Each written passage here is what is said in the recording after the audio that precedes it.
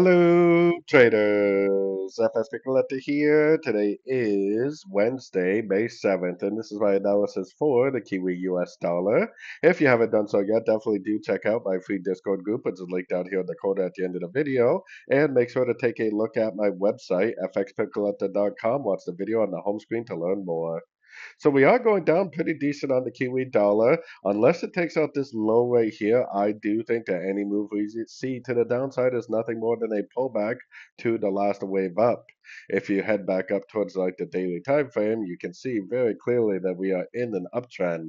There's really nothing stopping this thing from going up and up and up and up and taking out these highs way up here. So the trend is our friend as always, at least until the market proves otherwise. We should be looking primarily for longs on these sort of time frames. Now, today is FOMC interest rate news for the US, very big news event, which I will be live streaming on YouTube for. So make sure you stop in for that YouTube live stream so you can see the latest updates on your favorite pairs.